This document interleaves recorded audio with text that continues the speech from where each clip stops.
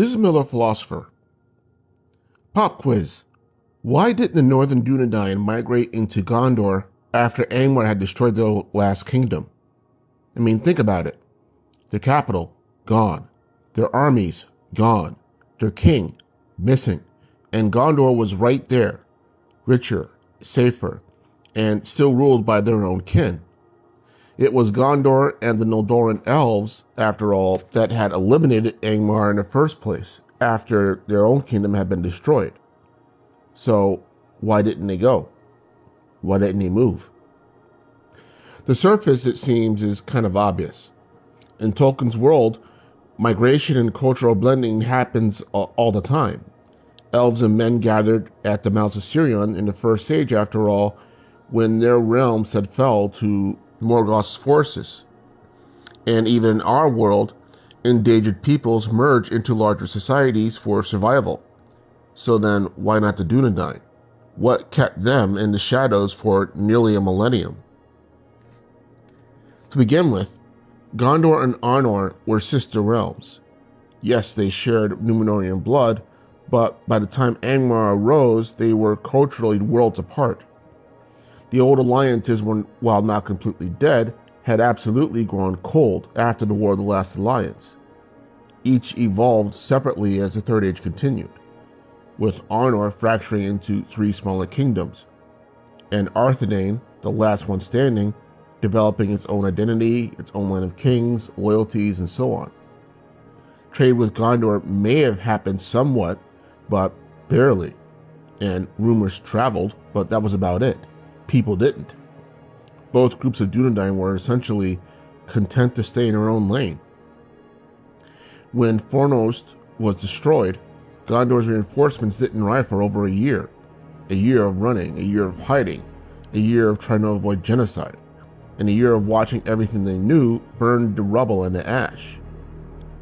By the time reinforcements did finally crush Angmar, the Northern Dúnedain had already scattered into the wild.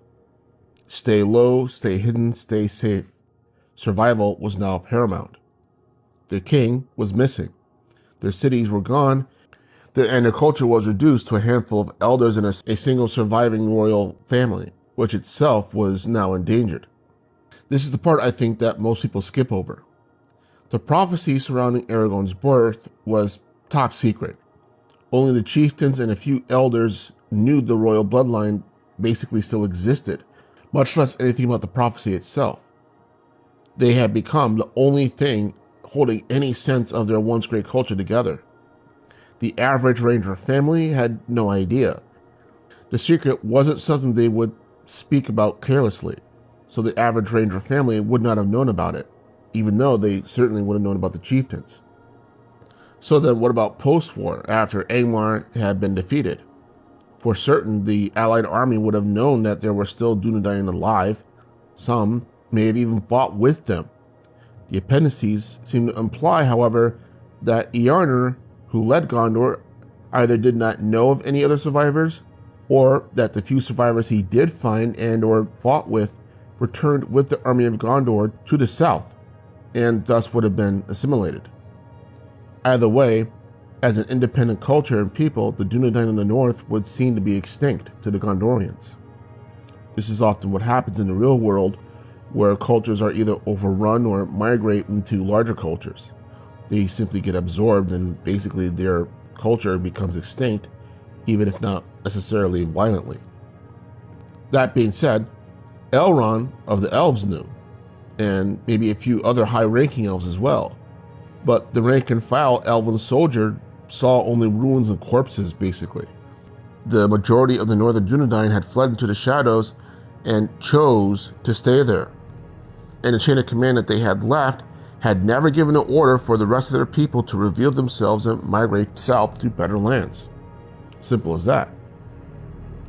Moreover, this was also no doubt motivated by the unresolved debate if Arnor had a rightful claim to the throne of Gondor, one that Gondor outright refuted and ignored. In other words, a perception of legitimate claim and perhaps national pride played a large part in the decision not to move their people south. There is also, too, the point that because of that claim, that they may have seen their northern line of kings as in danger of regicide from Gondor, because it was essentially a rivalry at that point. Sure, there were other southern Dúnedain nobles who also were highborn, who, if push came to shove, could have been made king of Gondor. But because they were raised in that culture, they knew their place. With the exception of Castamir, all of them knew better than to try and take the throne of Gondor for themselves. And that wasn't the Dúnedain of the North, who actively had petitioned their claim. There was no guarantee of safety from Gondor, essentially. Shared lineage or no, and that pride, the last remaining pride of the Northern Dúnedain, I guess you could say, would have prevented them from even trying to integrate themselves into Gondorian society, which would have demanded fealty to the now king, Arnor. And who's to say that they're not wrong, because it's not like Gondor had no history of regicide to begin with. So here's the final and probably the most important reason. The Dúnedain of the North believed that the north of the world was still their responsibility. Angmar was gone, yes, but the evils that it stirred up remained. Orcs, trolls, Barrow-wights, the ruins of Arnor were still dangerous and still vulnerable, but also still home. And, like the army of the West after the War of Wrath at the end of the First Age before, Gondor and the elves were not staying to rebuild. So therefore, the Rangers did what they always did.